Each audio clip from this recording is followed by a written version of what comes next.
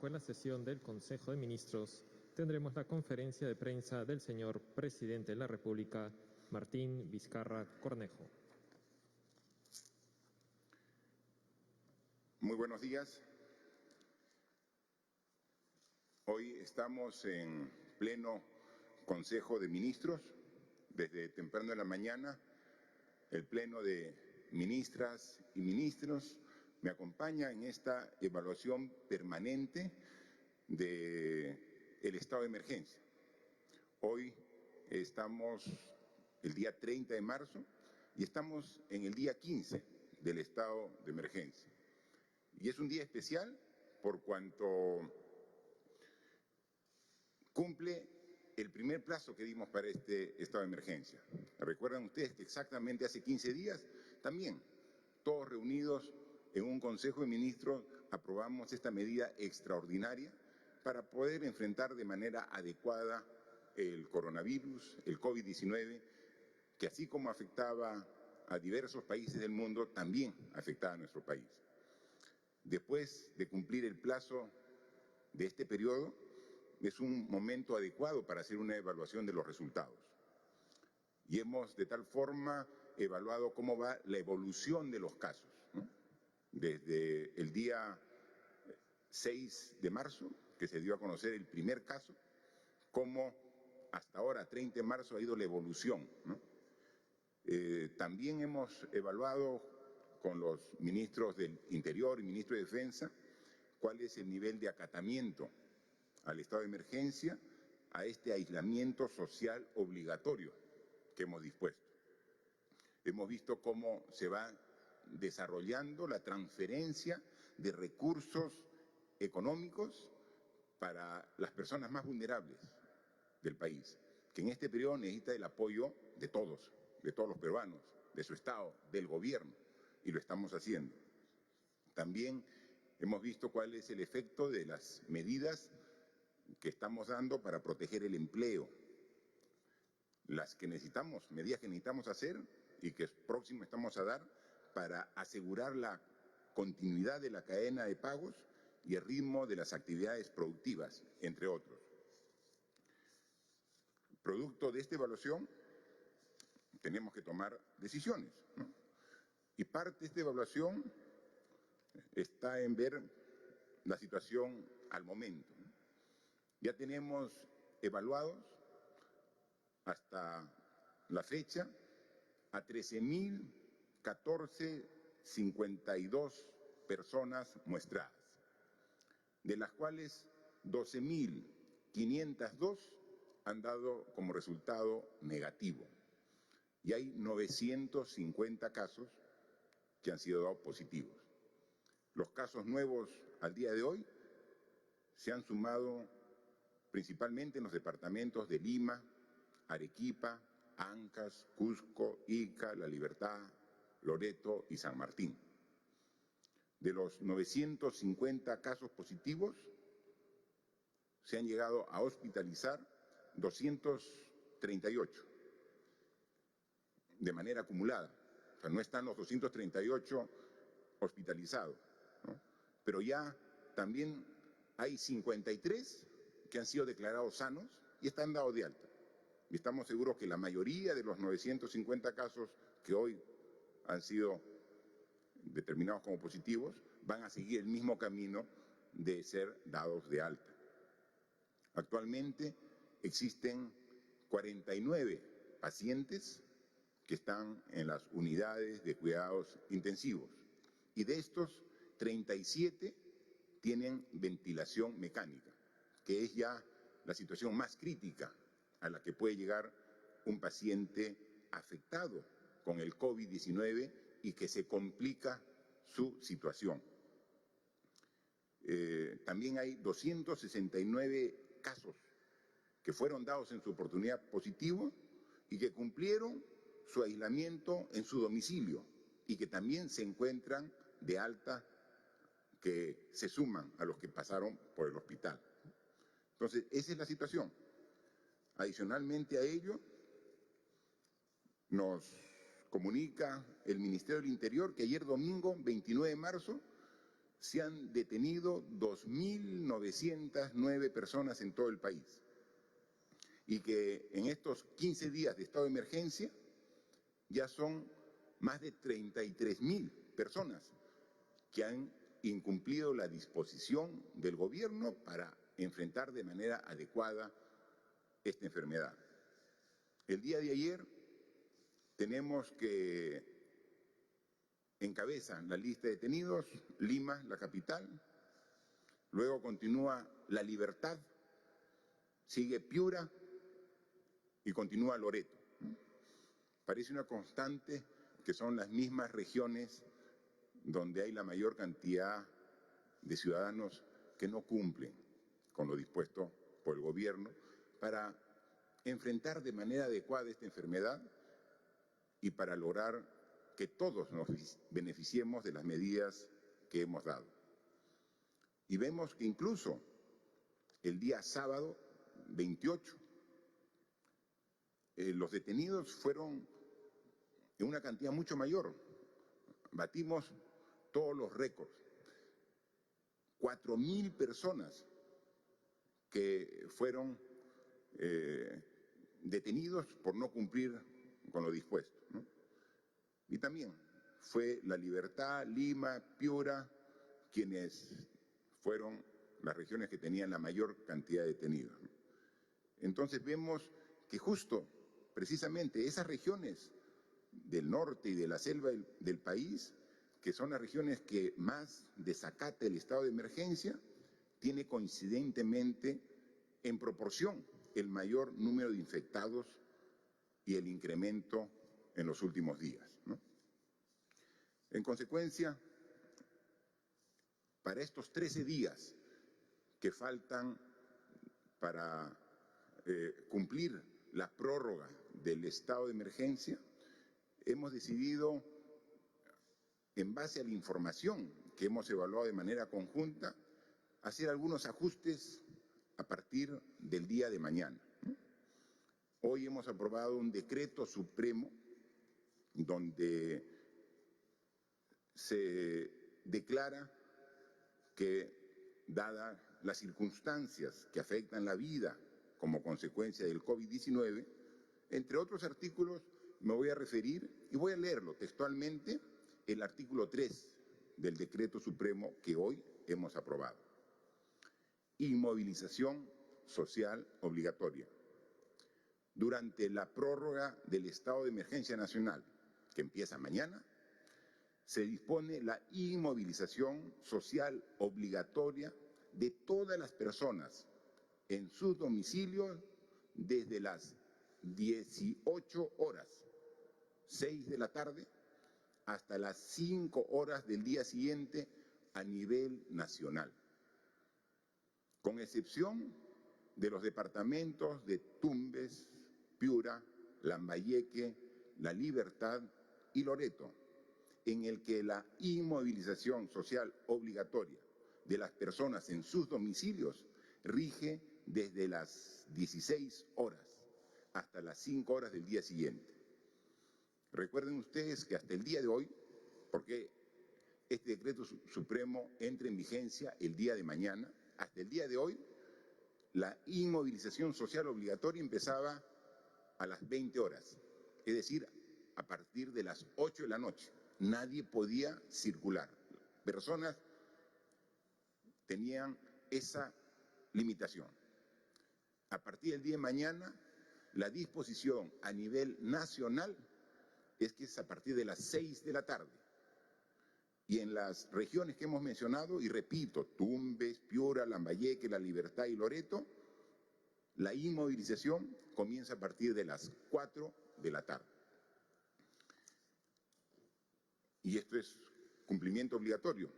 Y recuerden que estas medidas son a nivel nacional y que el incumplimiento ya está vigente también el decreto supremo que faculta que el Ministerio del Interior elabore el listado de los ciudadanos que incumplen para que luego ellos, a través de ese listado, quedan a disposición del Ministerio Público para que evalúe y tipifique la falta que ha cometido para que inicie los procesos de sanción a estas personas.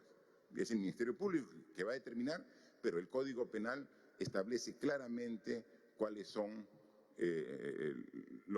las faltas, los delitos que han cometido. Adicionalmente, manifestar que a partir de pasado mañana, a partir del 1 o el 1 de abril, hasta el sábado 4, las unidades y divisiones del Ejército van a recibir a los reservistas de las clases 2018, 2019 y 2020 que se suman a nuestras Fuerzas Armadas para hacer el cumplimiento estricto de las normas que estamos definiendo. El miércoles 1 de abril serán los licenciados de 2020, los que fueron licenciados hasta febrero del 2020, los que se incorporarán. El jueves 2 y el viernes 3 serán los licenciados del 2019 y el sábado 4 de abril se incorporarán los licenciados del año 2018. Sabemos del espíritu y el amor a la patria que tienen estos valerosos licenciados y que van a cumplir su juramento de atender al llamado de la patria en este momento que son requeridos. En la evaluación que hemos hecho después de estos 15 días de trabajo, vemos que estamos en mejor situación. Es decir, estamos trabajando todos para lograr que el efecto de esta enfermedad en nuestro país disminuya. No eliminar el efecto, es imposible. Países avanzados que tenían una situación mucho mejor que la nuestra, incluso han sido severamente y siguen siendo severamente afectados por esta enfermedad. Quizás respondieron muy tarde a ella. Nosotros hemos querido cada paso que damos hacerlo en el momento oportuno y seguimos tomando acciones para que el efecto que va a haber, que no lo negamos, va a haber un efecto en la salud, un efecto en las personas, un efecto en la sociedad, un efecto en la economía, sí, pero este tipo de medidas hacen que los efectos los tengamos disminuidos del potencial que habría si no hacemos nada. Si nos quedamos de brazos cruzados, el daño sería altísimo, no solamente para lo más importante, la salud y la vida de las personas, sino para la sociedad en su conjunto, para la economía, para la fuente de trabajo. Estamos tomando decisiones responsables para poder enfrentar de manera adecuada. Pero, como siempre lo hemos dicho, las medidas van en dos sentidos. Uno, para lograr que la cantidad de ciudadanos, de peruanos y peruanas que den positivo sea menor en función de la proyección inicial. Cuando analizábamos esta medida hace aproximadamente 16, 18 días, es decir, previo a la declaratoria de emergencia, médicos que analizaban la situación de nuestro país nos decían que si no hacíamos nada, habían hecho una proyección que para el día 30 de marzo, es decir, hoy, ya íbamos a superar la cifra de 5.000 personas positivas. Hoy, 30 de marzo, estamos cerca a los 1.000, pero es el 20% de la proyección si no hubiéramos hecho nada. Ahí está el resultado del esfuerzo de todos. Esa es una muestra clara de que trabajando de manera responsable y teniendo el apoyo de todos ustedes, podemos lograr disminuir la tendencia y la curva. Lo que dicen los estadísticos es aplanar, achatar la curva. Una curva que podría ser así, queremos hacerla que sea de una pendiente más suave. Estas medidas, en esta evaluación de 15 días, han logrado ese efecto. ¿Que podríamos haber tenido mejores resultados? Seguramente, si tanta persona irresponsable no hubiera evadido las disposiciones, tratado de sacar la vuelta a los controles, ¿no? Hay personas que tienen una autorización para circular pero hacen uso excesivo de esa autorización. Hay personas que trabajan en alguna de los sectores que están autorizados. Despendio de alimentos, farmacias, un banco, o hasta pueden ser periodistas que tienen la autorización, pero la autorización es para el desempeño de esa función. No pueden hacer uso de esa autorización para salir a conversar o a visitar alguna amistad y luego sacan su autorización. No, la autorización es para esa función. Si es un trabajador de un banco al cual le agradecemos todo el esfuerzo que están haciendo para que el sistema financiero siga funcionando, pero no pueden decir, como yo soy trabajador de alguna institución que está autorizada, salgo fuera de ese horario con esa autorización para hacer algo ajeno a la función de la que estoy autorizada. Todo eso tenemos que corregirlo. Entonces, de una proyección de 5.000 ciudadanos positivos al COVID-19, que fue la proyección, tener 1.000, creo que es una muestra de un resultado que es el que estábamos buscando con el esfuerzo de todos. Yo estoy seguro que si hubiéramos todos respetado, como la mayoría lo está haciendo, quizás no serían 1.000, sino que serían quizás 500 o 600. Entonces, habiendo tenido buenos resultados en este esfuerzo, tenemos que hacer algunos ajustes para que los resultados de las siguientes 2 semanas sean mejores. Y es por eso es que la inmovilización obligatoria tiene unos ajustes a nivel nacional de 2 horas, de 8 de la noche a 6 de la tarde. Comienza la inmovilización. Y de las regiones donde el desacato a las disposiciones y el aumento de casos es más significativo, de 8 de la noche a 4 de la tarde. Con estas medidas y el refuerzo del control que vamos a hacer con las fuerzas del orden y la policía, vamos a tener mejor resultado. Y entonces queremos, lo digo, no se pongan, o sea, no se sorprendan que la curva siga aumentando. Lo que estamos logrando es que el aumento no se dispare. Va a seguir aumentando, claro que sí, pero el esfuerzo de todos es lograr que los casos que se van acumulando día a día nos permitan cumplir con el segundo objetivo, preparar mejor el sistema de respuesta del sistema de salud. Entonces ahí estamos con el Ministerio de Salud, con los gobiernos regionales, con ESalud, con las Fuerzas Armadas, mejorando nuestra capacidad de respuesta.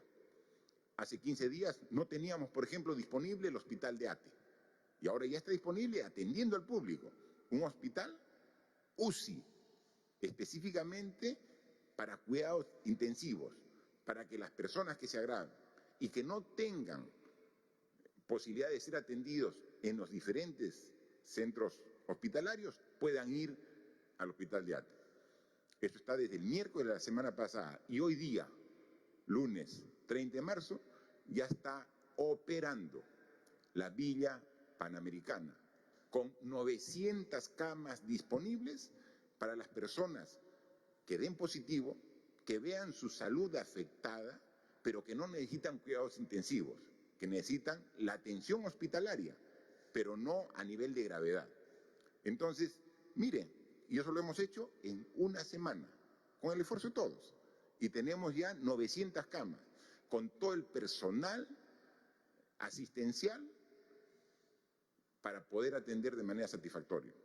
Hay que aclarar, a la Villa Panamericana, que ya tenemos 2 torres habilitadas, no puede ir un ciudadano, tengo alguna molestia, va directamente allá. No, esa va a ser referencia de cuando en algún hospital vean que va una persona y es positivo a coronavirus, pero no está en situación de gravedad, pero requiere una atención hospitalaria, lo refieren. De cualquier hospital de Lima pueden ir y tenemos ahí para 900. Entonces, mientras que por un lado hemos logrado que la cantidad de infectados positivos disminuya, hemos mejorado nuestra capacidad de respuesta. Eso es lo que queríamos, subir la capacidad de respuesta y bajar los afectados. Pero no es suficiente porque sabemos que va a seguir subiendo la cantidad de infectados y entonces requerimos en estas 2 semanas redoblar los esfuerzos en ambos sentidos, ¿no? Entonces la Villa Panamericana ya abrió hoy y eso nos da una tranquilidad adicional de que estamos trabajando. Ese esfuerzo hecho en Lima lo estamos replicando en las diferentes regiones del Perú, coordinando directamente con los gobiernos regionales que por la delegación de responsabilidades es una responsabilidad y una competencia compartida entre el gobierno nacional y los gobiernos regionales para brindar la salud adecuada. Y en este caso, para tener la respuesta adecuada ante el COVID-19. Obviamente, siempre ha ocurrido que hay algunas regiones que le ponen más énfasis, más ganas, más responsabilidad, otras un poco menos. Lo que pedimos a todos, dada la gravedad de esta enfermedad, que todos le pongan su mayor esfuerzo. Sabemos que los gobernadores quieren lo mejor para su región, quieren lo mejor para la población que vive en sus regiones. Colaboren con el Ministerio de Salud y articuladamente veamos lo que sea mejor. También es importante manifestar que ante la gran demanda de mascarillas, ya el Ministerio de Salud ha dado la disposición y se está publicando el documento que establece las especificaciones técnicas para que se puedan confeccionar mascarillas faciales textiles de uso comunitario. En los hospitales, el personal asistencial usa estas, que están específicamente fabricadas para ese fin. Pero la población tiene que, cuando sale de su vivienda, solamente para lo que está permitido, para ir al banco, si tiene que cobrar una transferencia de un depósito económico de ayuda, si va a comprar alimentos de primera necesidad o tiene que ir al hospital, tiene que ir con una mascarilla. Y para eso estamos dando la opción de las características de estas mascarillas textiles de uso comunitario. Los detalles van a ser de carácter público, deben ser prendas de tela, poliéster, nylon, algodón, de forma rectangular que debe cubrir la nariz y boca. Pueden ser reusables, ¿no? Y ya eso está establecido y se recomienda el uso de acabados antibacteriales permanentes para permitir el uso prolongado de las mascarillas, ¿no? Entonces, esto está claro y eso va a ser una ayuda adicional. Todos jugamos este partido, todos tenemos que colaborar para el éxito de esta enfermedad, de manera de enfrentarlos todos juntos. Ya la ministra de Desarrollo e Inclusión Social nos ha comunicado que más de 1 millón de hogares ya tiene la disponibilidad de los 380 soles. Y a partir de hoy día, a nivel nacional, en diversas regiones, tanto el Banco de la Nación como los bancos de la banca comercial están continuando. O sea, el esfuerzo que queremos hacer es que de acá a una semana las 2.700.000 familias u hogares que han sido beneficiadas ya puedan tener la disponibilidad de esos 380 soles. Y una vez que terminemos, vamos a dar la segunda cuota.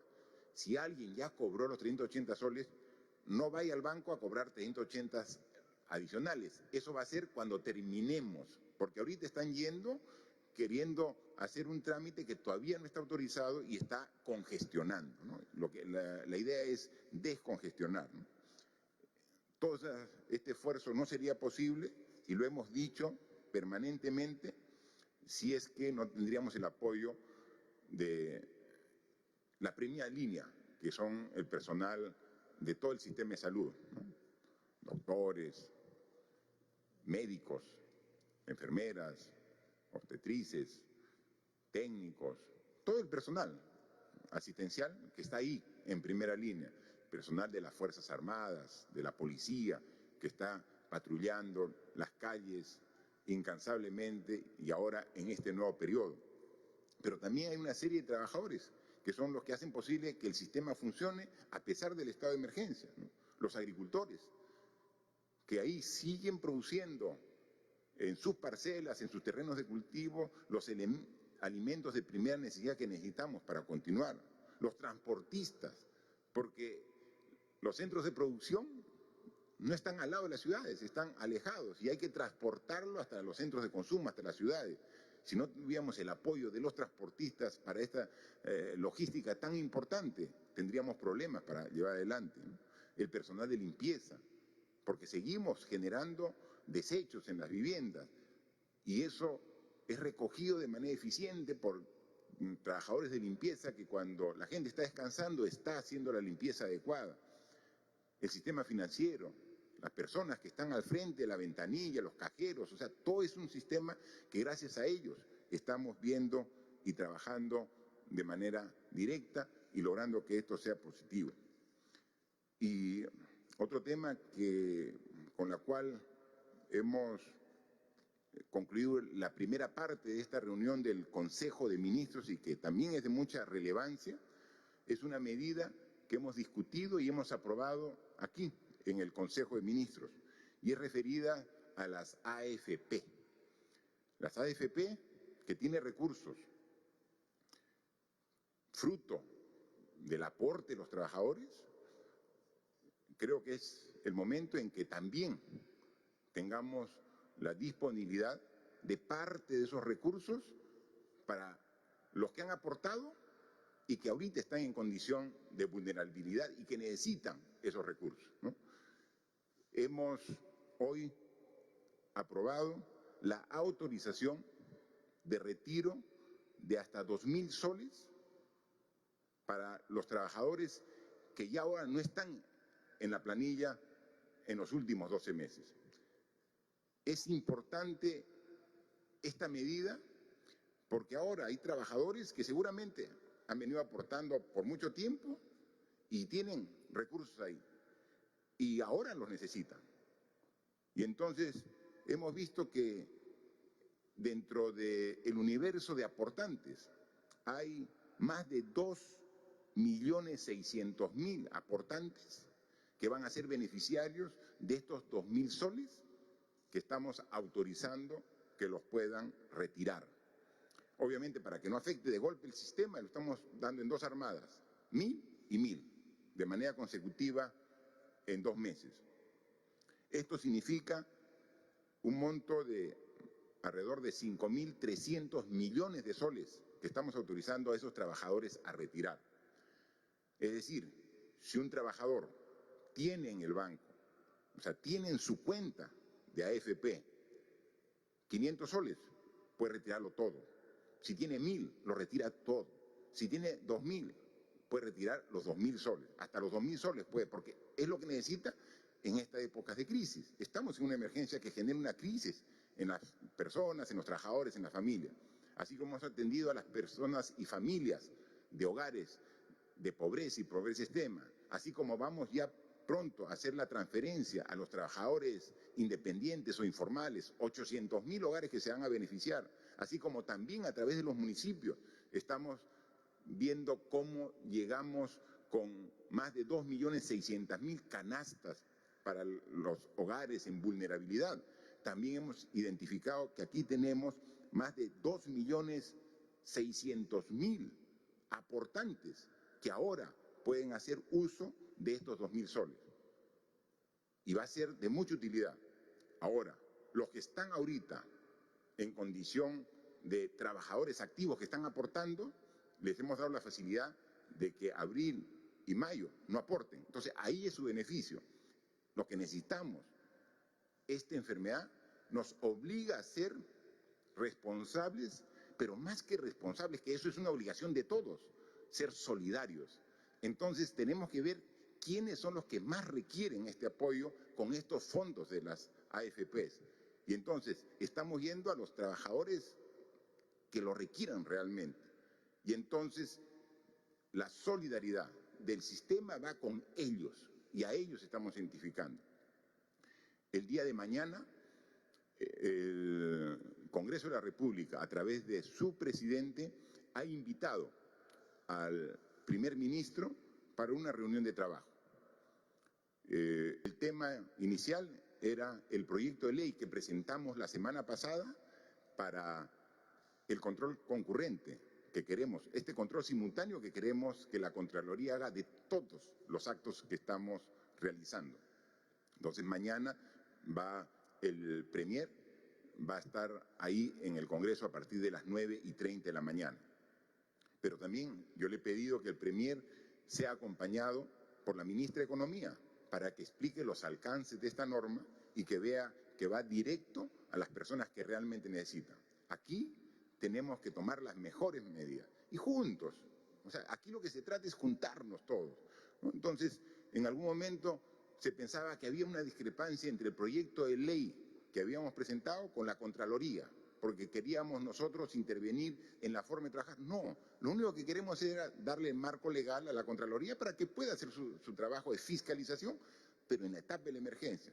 Yo estoy seguro que mañana, cuando vaya el Premier con el ministro de Justicia, se va a aclarar este tema. Sabemos que, así como nosotros, también el Poder Legislativo tiene algunas propuestas que hay que discutirlas.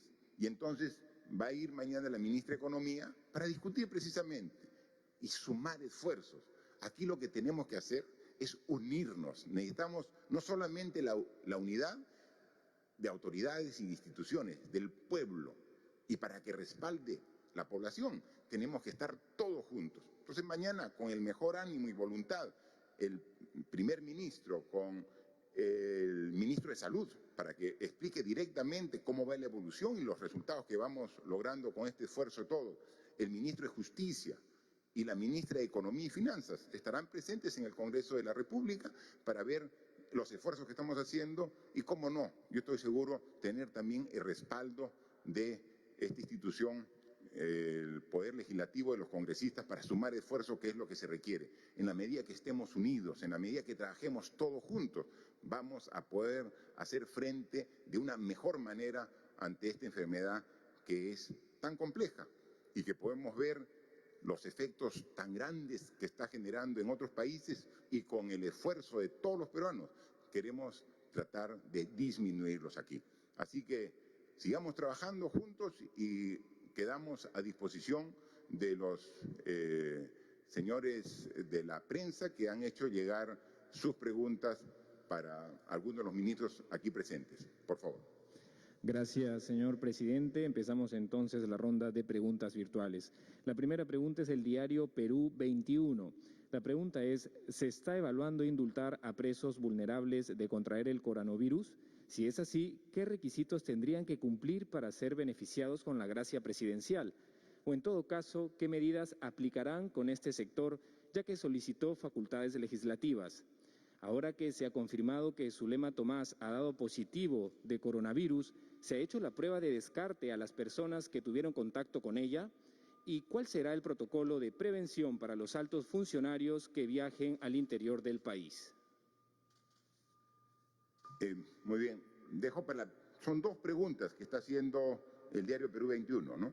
Dejaría al ministro de Justicia para que vea el tema específicamente del tema penitenciario, del personal que está en los lugares de reclusión, y luego la segunda parte, el ministro de Salud. Por favor. Señor presidente, efectivamente, en relación a la pregunta formulada, habría que informar a la opinión pública lo siguiente. Al día 15 nos encontramos oficialmente con 0 contagios, tanto a nivel de los 68 penales como a nivel de los 10 centros juveniles.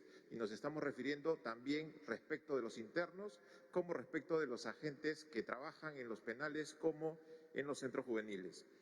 En segundo punto, habría que mencionar que el Instituto Nacional Penitenciario ha implementado un conjunto de acciones que paso a detallar. Primera, un anillo de seguridad estricto, denominado anillo de seguridad sanitaria del personal que trabaja en los penales, con la finalidad de profundizar las medidas de prevención en los penales. Segundo, mejoramiento y mantenimiento y potenciamiento de los baños y de los servicios en todos los penales a nivel nacional. Esto con la inyección del decreto de urgencia que se dio la semana pasada, asignándole a los centros penitenciarios 10 millones de soles a nivel nacional. En tercer lugar, mucho más agua y energía a lo largo de todo el día en las instalaciones. En cuarto, el aumento de la ración alimentaria para todos los penales. Quinto, la suspensión de todas las visitas. Ninguna visita actualmente tiene contacto en los 68 establecimientos penitenciarios. Además, se cuenta como medida adicional con el resguardo externo por parte de la Fuerza Armada y de la Policía Nacional del Perú. Respecto del caso de aquellos nuevos internos que por disposición de la autoridad judicial tengan que ser internados, se han habilitado espacios en los establecimientos penitenciarios para que en espacios específicos de aislamiento guarden la cuarentena respectiva. Además, como octava medida, se ha establecido que los familiares puedan hacer llegar a través de la autoridad competente en cada penal paquetes de alimentos no perecibles, medicinas y útiles de aseo, adicionales a los que se entregan. En noveno lugar, y es una medida que se está implementando actualmente, se está implementando el Centro de Estudios Criminológicos y Penitenciarios del Callao, más conocido como CENEP, para efectos de que ante el menor indicio de la presencia de esta enfermedad se pueda aislar inmediatamente a la persona. Como repito, hay 0 contagios oficialmente declarados tanto en el centro de penales como en los centros juveniles. Y finalmente, señor presidente, reconocer públicamente la labor de los 11.339 agentes penitenciarios en los 68 penales y 763 agentes en los 10 centros juveniles que denodadamente vienen implementando todas estas medidas detalladas que he detallado en estos momentos. Muchas gracias, ministro. Para la segunda parte, en la otra pregunta, por favor, el señor ministro de Salud. Muy buenas tardes. Esta pregunta me permite, en primer lugar, hacer una reflexión en el sentido del riesgo que se encuentran permanentemente los colegas del equipo de salud que están batallando en los servicios de salud, confrontando esta epidemia. La doctora Zulema Tomás recibe mi más profunda solidaridad, al igual que los colegas que durante estos días han adquirido la infección como producto de su exposición a los pacientes. Además, quiero solidarizarme con su situación en el sentido de que su privacidad ha sido vulnerada, toda vez que ella no dio el consentimiento para revelar su condición médica. Lamentamos que esta información se haya filtrado en nuestro sistema y que haya sido utilizado de manera antiética, produciendo zozobra, confusión, incertidumbre y miedo. Para reducir al máximo las posibilidades de que esto vuelva a ocurrir, durante el fin de semana hemos tomado algunas acciones. La primera es investigar propiamente cómo es que este documento o estos datos confidenciales, personales, resultaron en manos extrañas. En segundo lugar, hemos tomado medidas para fortalecer la defensa de estos datos y tengan por seguro la comunidad que los datos serán netamente protegidos en el futuro. La segunda parte en relación con los protocolos. Con los protocolos, no solamente para altos funcionarios, los protocolos son exactamente los mismos que se utilizan para todas las personas en el país.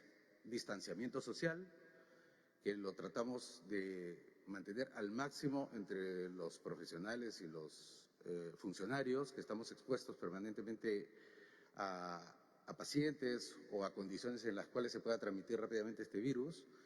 Y cuando las personas que asumen estas responsabilidades, ya sea en los servicios o en la parte administrativa, muestran haber tenido contacto y tener síntomas, reciben prontamente su asistencia laboratorial.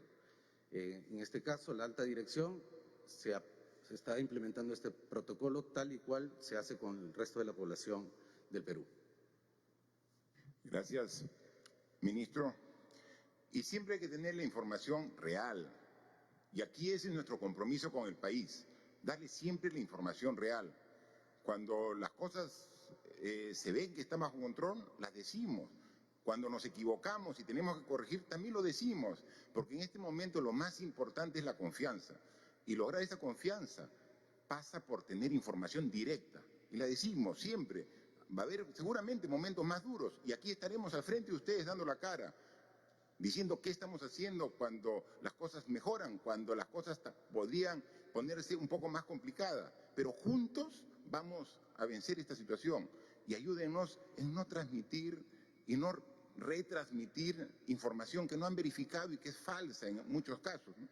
Ayer domingo, efectivamente, estábamos ya en la evaluación. El ministro de Salud estaba en Iquitos, ya fue para evaluar la situación en la región Loreto. Nosotros estábamos evaluando con la ministra de Economía la situación económica y el paquete fuerte de reactivación que tenemos que ver. Estaba el ministro de Defensa con el ministro del Interior trabajando precisamente la justificación también del desacato de las medidas para dar el sustento al decreto supremo que hoy día, ¿no? Pero sin embargo dijeron que incluso yo como presidente había sido afectado por el COVID-19 y que por eso no había dado la conferencia. Estábamos preparando todos los insumos, la información para dar de manera veraz el diagnóstico y en función de ese diagnóstico dar las propuestas, ¿no? Que es lo que hemos dado ahora, ¿no? Entonces, obviamente, yo como cualquier ciudadano también estoy expuesto, si no cumplo el aislamiento social, si no mantenemos este metro de distancia por lo menos que debemos tener, también tendría riesgo de ser contagiado, ¿no? Y lo diría si fuera el caso, ¿no? Pero no ha ocurrido y sin embargo generan incluso hasta falsos comunicados del Ministerio de Salud, ¿no? O sea, con el papel membretado, con el sello, con la firma, ¿no? Entonces hay gente ociosa que en un momento delicado se está dedicando a hacer noticias falsas para crear zozobra. Aquí requerimos la responsabilidad de todos. Estamos trabajando de manera coordinada, articulada, y damos las gracias al apoyo mayoritario de la población. Y vamos a seguir en este camino. Y por eso, juntos, vamos a superar este enorme problema. La vida siempre nos pone a prueba, y a veces nos pone a pruebas mucho más difíciles. Esta es una de ellas. Pero estamos seguros que los peruanos, con la fortaleza que tenemos, la responsabilidad, el orden, el trabajo conjunto, va a superar este problema. Con los daños que va a generar, sí, pero va a superarlo porque estamos tomando las medidas adecuadas para lograr superar esta enfermedad que también afecta a todo el mundo. Gracias, señor presidente. La siguiente pregunta es del diario Pro y Contra de Iquitos. La pregunta dice, el gobernador de Loreto ha declarado que no hay bolsas para trasladar a los 2 fallecidos del hospital hacia el crematorio y esperarán que Lima atienda. También ha dicho que solo pueden realizar 20 muestras diarias porque solo tienen 150 hisopados. Siendo Loreto la región con más infectados, ¿no es posible atender con prioridad los pedidos? El Poder Ejecutivo pide que los ciudadanos respeten la emergencia, pero el Ministerio de Salud no atiende los pedidos del gobernador. ¿Se va a tratar de manera distinta a Loreto, considerando que es la que tiene más contagiados después de Lima? A este medio de comunicación de Iquitos ya hemos dado hoy las características del decreto supremo donde Iquitos es la inmovilización obligatoria desde las 4 de la tarde, ¿no? Pero eso es una de las medidas. Hay que hacer muchas más medidas en Iquitos, trabajando coordinadamente dentro del Ministerio de Salud con el gobierno regional y con el apoyo de toda la población. O sea, vemos imágenes en algunas horas en Iquitos donde hay realmente un desacato de las disposiciones que preocupa. Y esto se refleja en el aumento de los casos que han sido dados como positivos en la región. Yo creo que estamos todavía en la oportunidad de contener y controlar este crecimiento. Nosotros ponemos de nuestra parte, estamos tomando acciones. Queremos que ahora los mismos ciudadanos de Iquitos y sus autoridades juntos sumemos y podamos corregir esta situación. Por favor, ministro de Salud, que incluso usted ayer ha estado en Iquitos, ¿no? Compatriotas en Iquitos y en el resto del país, efectivamente el día de ayer estuvimos en Iquitos con un equipo al ver el incremento rápido de los casos, que se debió a fallas en el sistema de información entre Iquitos y la sede central, que no permitieron que los datos llegaran a Lima de manera oportuna. Quisiera hacer, a propósito del caso de Iquitos y haciendo referencia a la videoconferencia que el señor presidente tuvo con los gobernadores regionales, hacer un llamado a los mismos, a los gobiernos regionales, a los gobernadores, a los directores, gerentes de salud de cada una de las regiones, que revisen en detalle los presupuestos que les fueron asignados. El caso de Iquitos, una región que ha sido golpeada duramente por el dengue y que actualmente enfrenta no solo el dengue, sino la pandemia, le fue asignado inicialmente un presupuesto de 2.349.000 para afrontar esta epidemia, a lo cual se suma otras fuentes por un aproximado de 2.650.000. Eso hace en total 4.999.000, además de que en el decreto de urgencia que declara la emergencia nacional posibilita a las regiones hacer transferencia de saldo de balance, o sea, aquellos fondos que no han utilizado en otras actividades para orientarlas a la lucha contra esta epidemia. Hemos constatado durante nuestra visita que de todos estos fondos, que suman aproximadamente 5 millones de soles, la ejecución de los mismos es solamente de 10.000 soles. Una de las razones probablemente sea que hay restricciones del mercado. El mercado se ha cerrado por lo que estamos viviendo en el país, pero una gestión oportuna, un diálogo entre nosotros, entre el nivel central y el nivel regional, hubiese quizá en su momento permitido tomar decisiones que faciliten el trabajo esforzado que realizan en Iquitos. En segundo lugar, además de fortalecer las medidas de control social que usted ha anunciado el día de hoy y que son necesarias en el caso de Iquitos, en ese lugar, en Loreto, se han abierto 3 frentes que la Gerencia de Salud tiene que enfrentar, no solamente en Iquitos, sino en zonas ribereñas y dentro de su propio personal. Nosotros hemos coincidido con el gobernador regional en la necesidad de fortalecer la vigilancia epidemiológica. Hemos constatado en el campo que no tienen 150 kits para hacer el diagnóstico laboratorial en Loreto. El día 27 de marzo recibieron 500 kits para poder hacer el diagnóstico laboratorial en Loreto. En el caso que la capacidad para hacer el diagnóstico no fuera suficiente, hemos dejado el 26 de marzo 200 kits para toma de muestra y poder ser enviada a Lima. Se verificó que el termociclador para el laboratorio de Iquitos estaba dañado y estamos instalando un nuevo termociclador en Iquitos para que recupere su capacidad diagnóstica. Hemos dejado 7 ventiladores mecánicos adicionales a los que ya tenía el Hospital de Iquitos y hemos combinado a la Gerencia de Salud que pueda revisar su plan de salud de contingencia con los demás actores. Hemos constatado que la relación entre la Dirección de Salud, la Seguridad Social y el sector privado todavía es débil y necesita ser fortalecido. El día de hoy o mañana el gobernador está llamando a una reunión de todos los actores para que se puedan usar todos los recursos disponibles que existen en Loreto para enfrentar esta epidemia. En resumen, compatriotas en Iquitos, se están tomando medidas urgentes para fortalecer las acciones que en el Loreto se están realizando. Otro equipo está presente en Piura, igualmente trabajando para fortalecer el plan en Piura, y en esta semana nosotros debemos terminar de hacer la evaluación de la capacidad laboratorial en Arequipa, todos al mismo tiempo, señor presidente. Muchas gracias. Por favor, siguiente pregunta. La siguiente pregunta es de Radio Santa Rosa. La pregunta dice: el Congreso de la República promulgó el viernes pasado la ley número 31012, Ley de Protección Policial, presentada por el Parlamento disuelto el año pasado. Entendemos que no tuvo respaldo del Ejecutivo porque usted no la promulgó y que algunas instituciones la han cuestionado. Quisiéramos saber por qué no la promulgó. Efectivamente, esa ley llegó a nuestro despacho enviada por el Congreso anterior.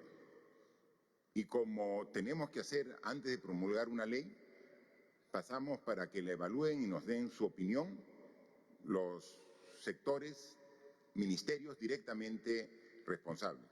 Y obviamente en una norma de ese tipo, quien tiene que opinar es el Ministerio de Justicia. Y el Ministerio de Justicia presentó observaciones a esta norma. Por eso es que no la promulgamos. Pero no había forma de devolverla porque ya no estuvo, dejó de operar el Congreso. Quien estuvo en esa oportunidad de ministro de Justicia es quien ahora es el primer ministro Vicente Ceballos, que quisiera que amplíe un poco el concepto de las observaciones y lo que generó como consecuencia que no se promulgue esa ley. Por favor. Gracias, presidente. Debemos reiterar nuestro reconocimiento al esfuerzo que indistintamente desarrollan tanto policías como militares en estas circunstancias de emergencia a las cuales está sometido nuestro país. En el contexto en que el Poder Legislativo ha emitido y publicado esta norma denominada Ley de Protección Policial, debemos enfatizar que estamos sujetos a un Estado de Derecho, donde la Constitución y las leyes priman, y a efecto de ello, los derechos fundamentales son irrestrictos. Como usted bien ha indicado, señor presidente, el proyecto de ley en principio fue deliberado y aprobado por el Congreso anterior. Más o menos entre julio y agosto del año pasado, nuestro Ministerio de Justicia dio una opinión negativa, sometida a 4 argumentos. Primero, que ya existía un marco legal preexistente, que era el Decreto Legislativo 1186, que consideramos suficiente. Lo segundo, porque se naturalizaba un principio rector del derecho penal, que es el principio de proporcionalidad. Tercero, porque se estaba limitando la autonomía para poder emitir medidas restrictivas de los jueces. Y cuarto, finalmente, porque estaba acudiendo a modificar un decreto legislativo que para aquel entonces ya estaba derogado. Debo reiterar, señor presidente, nuestro apoyo a las Fuerzas Armadas, a las fuerzas policiales, por el invaluable apoyo que viene brindando a nuestro país en estas difíciles circunstancias de la emergencia en que nos encontramos. Gracias. Por favor, siguiente pregunta. La siguiente pregunta es del diario Gestión. La pregunta es, ¿cuánto de los 90.000 millones de soles anunciados del Plan Económico contra el COVID es gasto fiscal? ¿Qué medidas se incluirán en lo que denominó reconstrucción de sectores de la economía y además del turismo, qué otros sectores se priorizarán? ¿Qué hará el Ejecutivo si el Congreso aprueba retiro masivo del 25% de fondos de AFP? ¿Lo van a observar? En el pedido de facultades afirman que se va a perder 1.1 millones de empleos. ¿Cuál es el plan de recuperación? ¿Solo están pensando en empleo temporal? Finalmente, ¿ya se ha hecho el pedido por las pruebas moleculares? Ayer se reveló que aún está pendiente. Por favor, la pregunta va dirigida a nuestra ministra de Economía y Finanzas. Gracias, presidente. Voy a comenzar por el tema de las AFPs. Primero, nosotros con la transparencia y la responsabilidad que debemos a los ciudadanos, tenemos que decir, ya lo hemos dicho antes, que no es un buen momento para retirar recursos de los fondos. Sin embargo, entendemos que en esta situación complicada hay muchas familias que están angustiadas por cómo sobrellevar los siguientes días. Por eso es que excepcionalmente hemos aprobado una medida responsable. Todas las decisiones que tomamos buscan encontrar una solución en el cortísimo plazo, pero también tienen que ser prudentes para no hipotecar el futuro del país. En ese sentido, como ha anunciado el presidente, hemos aprobado el retiro de hasta 2.000 soles en 2 armadas para las personas que no hayan aportado en los últimos 12 meses. Como dijo el presidente, esto va a beneficiar a 2.6 millones de peruanos y se calcula que al menos 1.2 millones de peruanos van a poder retirar el 100% de los fondos que tenían. Respecto al plan económico, como hemos dicho antes, estamos en una situación económica sin precedentes que requiere una respuesta sin precedentes. Hemos estimado que este plan al que he hecho referencia ayer tiene más o menos 12 puntos del PBI, con diferentes instrumentos.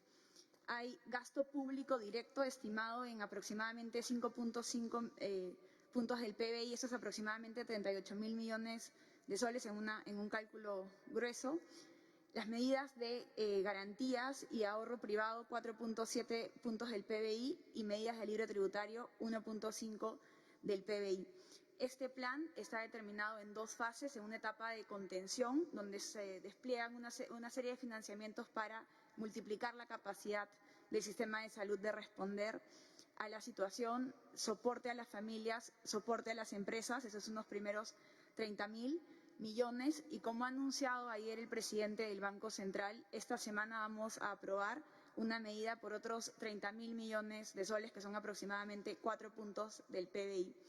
Quiero decirle a los ciudadanos que estos términos, liquidez, cadena de pagos, al final del día se resume en una medida que va a ir directamente a las familias. ¿Por qué? Porque esta medida va a permitir que se preserven los empleos. La gran preocupación del Gobierno es que los empleos se preserven, por eso es que queremos que las empresas puedan acceder a liquidez para poder pagar las planillas. En la etapa de reactivación estamos previendo de la misma manera inversiones de gasto público, algunos beneficios tributarios. De hecho, hemos pedido facultades delegadas para este tema y eso se tiene que trabajar con cada ministro sectorialmente, algunas revisiones y mejoras a la calidad regulatoria. Esa es una previsión inicial de estos 12 puntos del PBI. Nosotros estamos siempre evaluando la dimensión del impacto de la economía, pero como les dijimos, no vamos a escatimar en contener el virus y no vamos a escatimar en reactivar la economía y preservar los empleos. Muchas gracias, presidente. Gracias, ministra. Había también sobre las pruebas moleculares. Sí, Por perdón. favor. En el caso de las pruebas, se le encargó a Perú Compras, ya se han adquirido 54.224 del encargo inicial que se hizo. Gracias. Miren, el desarrollo y la evolución de la enfermedad es muy dinámica y nos obliga a permanentemente evaluar la situación y tomar decisiones. Antes del caso cero, que se dio la primera semana en marzo, se habían previsto que con la adquisición de 10.000 pruebas moleculares era más que suficiente. Para ese escenario, en ese momento, era la decisión más correcta. Sin embargo, ahora han pasado un mes y sin embargo ya hemos requerido aumentar la compra, pero así, de una manera muy superior al monto y a la cantidad inicial. Pero este virus que se ha desarrollado tan rápido por su fácil capacidad de contagio en el Perú y en el mundo, obviamente ha hecho que la capacidad de atención de los proveedores de estas pruebas sea lenta, aquí en el Perú y en todas partes del mundo. O sea, los problemas que se tienen en el abastecimiento de los insumos no solamente son nuestros, pero ya está la orden de compra, ya está el proceso concluido de las primeras 54.000 pruebas moleculares. Obviamente el plazo de entrega está durante este mismo mes de abril, ¿no? No entregan directamente las 54, sino hay un cronograma de entrega. Lo que ya se autorizó fue 200.000 y luego con el ministro hemos visto que se requieren 300.000 pruebas moleculares. Adicionalmente a las pruebas rápidas que complementan, no sustituyen, complementan el trabajo que se hace con las pruebas moleculares y la información que tenemos. Entonces estamos trabajando responsablemente en todos los campos. Definitivamente en algunas adquisiciones hay algunas demoras lógicas y justificadas por las características de esta enfermedad que afecta a todo el mundo, ¿no? Y como han sido algunas preguntas de carácter económico, también lo que afecta a la economía, por ejemplo, de todos los camiones que trasladan los productos de primera necesidad, desde los campos de cultivo hasta los centros de consumo, a las ciudades, algo que justo evaluamos la semana pasada con el ministro de Transporte, y decían, oye, y tienen que en cada peaje pagar el peaje correspondiente de la red del sistema de Provías Nacional, que tiene 24 peajes en 12 departamentos, o sea, del sistema de Provías, del Ministerio de Transporte. Entonces ya se le dio la disposición y desde hoy día a las 00 horas ya no hay ese cobro de peaje hasta que culmine la emergencia. Aquí tenemos que dar todas las facilidades. A los transportistas también hay que darles facilidades dentro de la responsabilidad del Ministerio de Transportes para que puedan llegar a los centros de consumo y eliminar ese costo que puede ser marginal, pero que es significativo que también lo retiremos durante este periodo de emergencia, que es los peajes de responsabilidad del Ministerio de Transportes. Por favor, siguiente pregunta. Gracias, señor presidente. Para culminar esta ronda tenemos la pregunta de la Asociación de Prensa Extranjera en el Perú. La pregunta dice, presidente Vizcarra, se ha anunciado una histórica inyección económica que asciende a 12 puntos del Producto Bruto Interno para contener la enfermedad, para asegurar la cadena de pagos de empresas a través de créditos garantizados y para reactivar al aparato productivo. ¿Puede dar más detalles de este programa y también del plan post-cuarentena? Por ejemplo, ¿qué sectores clave podrían comenzar a operar? La minería, pesca, industria, hidrocarburos. Si bien se apoya a los más pobres de Perú con dinero en efectivo y alimentos, ¿se evalúa alguna asistencia para los casi 1 millón de migrantes venezolanos, la otra población vulnerable en el país? Finalmente, liberar de responsabilidad penal a los militares y policías que causen lesiones o muerte durante la emergencia no daría pie a que se cometan excesos que queden impunes. Por ejemplo, el sábado un periodista de Piura denunció que lo detuvieron dentro de su casa sin motivo y lo llevaron a la comisaría. ¿Está de acuerdo con ese decreto legislativo que exime de culpa penal a las fuerzas de la seguridad? Gracias. También la Asociación de Prensa Extranjera vuelve a incidir en un poco más de detalles en el tema económico, ¿no? Por favor, ministro de Economía, y luego para el tema que la segunda parte, el ministro de Justicia, por favor. Gracias, presidente. Para dar algunos detalles, primero, de estos 12 puntos ya hemos aprobado medidas por aproximadamente 2.8 puntos del PBI. Esos son 20.000 millones en la fase de contención. Sí, para dar un mayor detalle de las medidas ya aprobadas, se han destinado 1.100 millones a atención de la emergencia. Esto implica fortalecimiento de los servicios de salud, financiamiento a limpieza en el sector educativo y del transporte, recursos para el orden público y traslado de ayuda humanitaria, y sean la tasa arancelaria cero a importación de medicamentos. Eso tuvo un valor de 33 millones. Esta primera etapa ha sido 1.000 millones. Respecto al soporte económico a las familias vulnerables, tenemos hasta ahora medidas aprobadas por 14.000 millones, que implica la atención a través de los bonos, el subsidio que se ha dado por incapacidad temporal en el caso de salud, la creación del fondo empresarial y todas las medidas de alivio tributario que hemos dado a las empresas. A la fecha tienen un costo, o se computan como 9.000 millones de soles. Adicionalmente a esto se le suman las otras medidas del ahorro privado para inyectar liquidez, la aprobación que tuvimos la semana pasada para exonerar la retención y el aporte a las AFPs y para liberar los recursos de las CTS, son aproximadamente 5.500 millones de soles. Estas medidas ya aprobadas, como he dicho, tienen 2.8 puntos del PBI, y esta semana también vamos a elevar a Consejo de Ministros la propuesta que ha anunciado el presidente del Banco Central por 30.000 millones de soles, aproximadamente 4 puntos del PBI. Es decir, estimamos terminar la semana con medidas aprobadas por aproximadamente casi 7 puntos del PBI. Finalmente, estamos estimando aproximadamente 30.000 millones para la etapa de reconstrucción a través de 3 tipos de instrumentos: gasto público, algunos beneficios tributarios y revisión de la calidad regulatoria.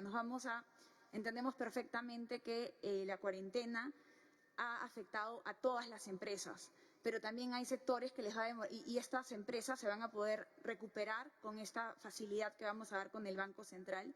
Pero también somos absolutamente conscientes que hay sectores enteros, como el sector turismo, restaurantes, aerolíneas, que se van a ver afectadas. Por eso es que estamos con los ministerios sectoriales diseñando medidas específicas. Muchas gracias. Señor presidente, efectivamente, en relación a la consulta, además de los aspectos técnicos que señaló el Premier en una pregunta precedente, habría que decir que efectivamente la norma en su oportunidad, digamos, se expresaron un conjunto de eficiencias técnicas. En esta evaluación hay que añadir dos elementos en aras de la claridad de su interpretación y aplicación. Lo primero es que existen tanto sentencia del Tribunal Constitucional como un acuerdo plenario de la Corte Suprema que establece criterios para la debida aplicación de dicha norma. Y en segundo lugar, tal como se ha manifestado en múltiples oportunidades por parte del Ministro del Interior y el Ministro de Defensa, existe una voluntad y un respeto irrestricto de las Fuerzas Armadas y Policiales para con los derechos que la Constitución reconoce y garantiza. En segundo lugar, en relación al caso del periodista Ralph Zapata, sin duda alguna, como gobierno respetamos escrupulosamente la libertad de prensa y estamos al propio comunicado del Colegio de Periodistas, en donde claramente se establece que todos, absolutamente todos, debemos respetar las reglas del estado de emergencia y la lógica de esto. Gracias, señor presidente. Yo dejaría también al canciller para que complemente una parte de la pregunta referida a los migrantes venezolanos, por favor. Sí, señor presidente. Somos conscientes de que la población venezolana en el Perú es uno de los sectores más vulnerables. En ese sentido, hemos estado en contacto con las fuentes cooperantes, el Sistema de Naciones Unidas, el Alto Comisionado de Naciones Unidas para los Refugiados, y ellos han estado trabajando en mecanismos de apoyo similares a los que se ha adoptado por parte del gobierno en tema de respaldo a poblaciones vulnerables, en menor escala, eso sí, pero ya han identificado un número de población vulnerable entre los ciudadanos venezolanos y nosotros hemos respaldado eso con gestiones, en particular con fuentes cooperantes como la Unión Europea. Gracias, canciller, gracias, ministro, por todas las respuestas. Lo que queremos, nada más para concluir, ratificar, es que como gobierno no vamos a escatimar ningún esfuerzo para poder enfrentar las consecuencias actuales y futuras de esta enfermedad. Hemos visto que hemos hecho un gran esfuerzo para, con recursos del Tesoro Público, atender a las poblaciones más vulnerables. Estamos a través del Ministerio de Desarrollo e Inclusión Social, a través del Ministerio de Trabajo, a través de los municipios, los 1.874 municipios de todo el país, estamos haciendo un esfuerzo de llegar a todos los que requieran este apoyo. Hemos tomado medidas para que puedan utilizarse CTS, para que puedan también ahora disponer de parte de los aportes que están en las AFP, pero privilegiando a los que más necesitan, porque estamos en una etapa donde por solidaridad tenemos que pensar en los más vulnerables. Ellos son la principal atención, los que se merecen la principal atención. Tenemos que pensar en el todo y eso estamos haciendo con las medidas generales y estamos viendo y afinando. Yo estoy seguro que cada vez más nos estamos dando cuenta de lo importante de trabajar de manera unida todos los peruanos. Hemos visto, mire cómo ha venido un virus a desnudar todas las deficiencias que teníamos como sociedad.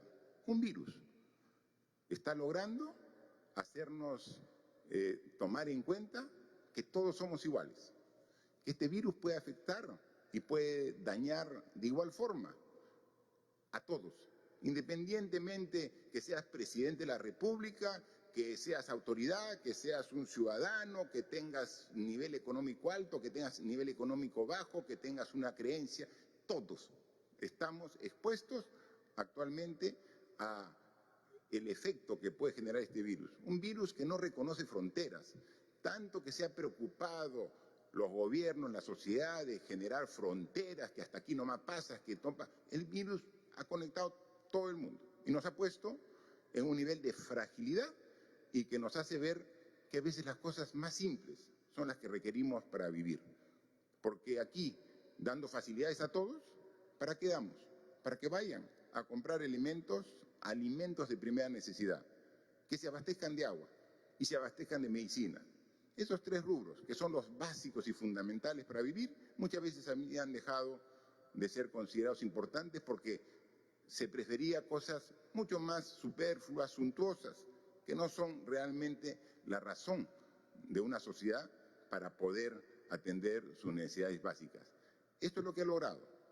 Y la forma de responder de todos nosotros es con la unión, es con humildad, sabiendo el enorme reto que enfrentamos, sabiendo que solos, que divididos, que peleando entre nosotros no vamos a lograr enfrentarlo de manera adecuada. Después de 15 días podemos decir que los resultados son satisfactorios, pero que recién estamos ni a la mitad del camino de donde tenemos que llegar para poder recobrar la senda por la que veníamos transitando. ¿Afecta? Claro que afecta, a todos nos afecta, pero podemos enfrentarlo en la medida que con los datos, que con la información, que con la humildad que se requiere actuar ante este tipo de enfermedades que afecta a todos, podemos afrontar de manera adecuada esta situación. Lo estamos haciendo y por eso yo le agradezco a todos. Les agradezco a todos porque cada vez más estamos tomando conciencia de la importancia de estos valores fundamentales, del amor en familia, de la solidaridad, del apoyo al más desvalido. En estos momentos es donde nos mostramos tal y como somos. Aquí es donde requerimos realmente que se nos conozca no solamente cómo somos por fuera, sino cómo somos por dentro y de qué somos capaces para poder enfrentar. Tenemos que dar nuestro máximo esfuerzo. En eso estamos trabajando. Pero no es suficiente si no contamos con tu apoyo. O sea, respeta las disposiciones que hemos dado. El distanciamiento social. Sal lo menos que puedas de tu vivienda, solamente en caso estrictamente necesario. Y si sales, respeta el distanciamiento social cuando salgas. En el banco, en el mercado, en la tienda, respeta el metro de distancia. O sea, tenemos que cambiar. Antes no éramos así. Antes nosotros nos gustaba estar cerca, con los amigos, con la familia, abrazarlos. Ahora, porque te quiero abrazar más adelante, me distancio ahora. Y eso tenemos que hacerlo todos. Y lavarnos las manos. Y si estornudamos o tosemos, hacerlo con la protección adecuada para no expandir, en caso seamos infectados, el virus. O sea, todos tenemos que colaborar. Es el trabajo de todos. Y si juntos trabajamos, tengan la seguridad que no solamente vamos a lograr que gradualmente evitemos la propagación acelerada del virus y que después podamos revertir. Y así como tenemos que ser conscientes de todo el esfuerzo que tenemos que hacer ahora para enfrentarlo, ya nosotros tenemos la responsabilidad como autoridades, ponernos de acá a 15 días, de acá a un mes, de acá a 3 meses. Y es por eso es la responsabilidad de las decisiones. Decisiones que permitan atender las necesidades del país en el corto, mediano y largo plazo. Y con responsabilidad estamos tomando las decisiones. Y estoy seguro que todos nos van a ayudar en esta etapa. Empezamos a partir de mañana el segundo periodo del estado de emergencia. Cuento con tu apoyo en tu casa, donde estés, para que los resultados sean los que todos esperamos en beneficio de todos los peruanos y peruanas de nuestro país. Muchas gracias. Y a partir de mañana, desde las 6 de la tarde a 5 de la mañana se extiende el tiempo de inmovilización social obligatoria y en las regiones de Tumbes, Piura, Lambayeque, La Libertad.